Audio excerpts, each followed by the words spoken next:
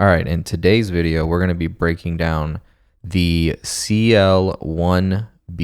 We're going to figure out if the TubeTech CL-1B is it an overrated compressor? I use it. I use it when I can, when I'm tracking. I definitely use it when I'm mixing. I mostly use it for its coloration because it's a very colored compressor, in my opinion, and it's a very colored plugin. SoftTube did a very good job of replicating it. There's been a few times where I've had to do punch-ins and I didn't have access to the real hardware, and I've had to use the plugin, and specifically I had to use the UA plugin and record on the way in, and it literally sounded exactly the same. If not, I would say pretty damn close. Like, you can't tell the difference at all. Yeah, I don't know. Is this an overrated compressor? Probably. The TubeTech was made, can't think of the guy's name. But anyways, the guy who designed this was basically inspired. I wouldn't say inspired, but he wanted to make a version of the LA2A and make it better, basically. So, essentially just adding attack and release in a ratio to it. Here's the TubeTech. Give up on you, baby, I never. I can barely hold it together. Wanna be more than a lover, more than a lover, more than a lover. And then LA2A. Give up on you, baby, I never. I can barely hold it together. Wanna be more than a lover, more than a lover, more than a lover. But yeah, so they both sound great. I will say that the TubeTech has a little bit more coloration, in my opinion. It sounds a little bit more tubey, if that makes sense. But it sounds really good.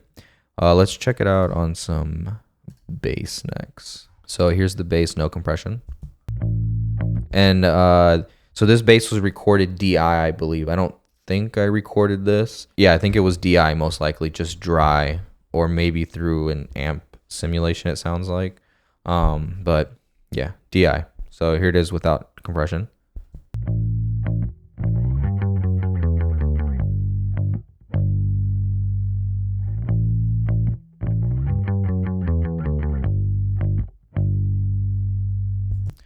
And then let's do the TubeTech now. So here's the bass with TubeTech.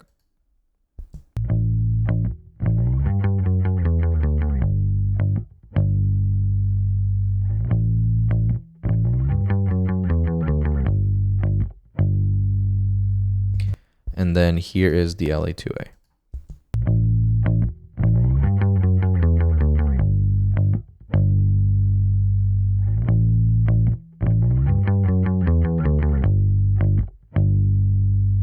So right off the bat, I will say that the TubeTech is a little bit more round, and it kind of tames the bass just a tad bit better than the LA2A.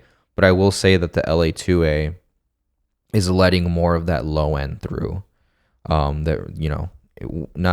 Wouldn't say like sub, but you know what I mean, like that very low frequency of whatever the bass is able to reproduce is coming out more with the LA2A versus the TubeTech.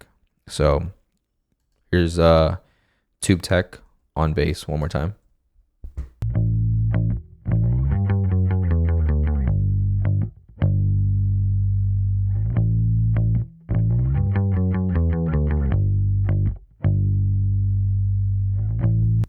And then here is LA2A.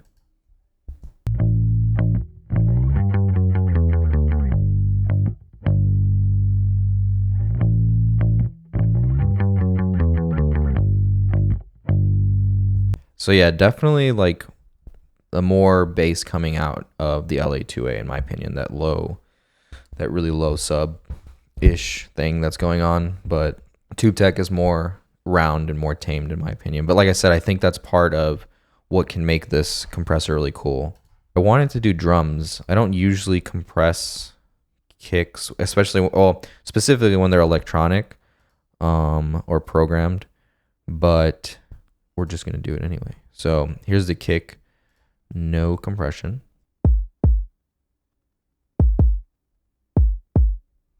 And then here is the kick with Tube Tech.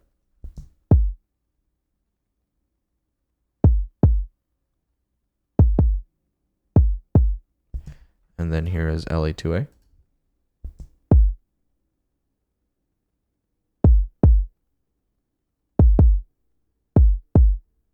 So kind of similar situation. I mean, this kick naturally has some sub in it or some bottom end. Kind of the same thing. The Tube Tech is kind of rounding out off the low end a little bit or taming it, and just the kick, and it's like in a hole, it's more round compared to the LA2A. It's doing a similar thing, but just like the bass, it's also letting that sub come through. So here is Tube Tech again.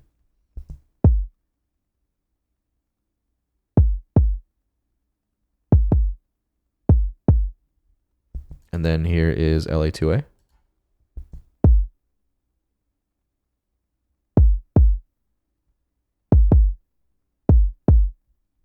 So yeah, LA2A lets a little bit more low end through, in my opinion, compared to the Tube Tech, a little bit more round.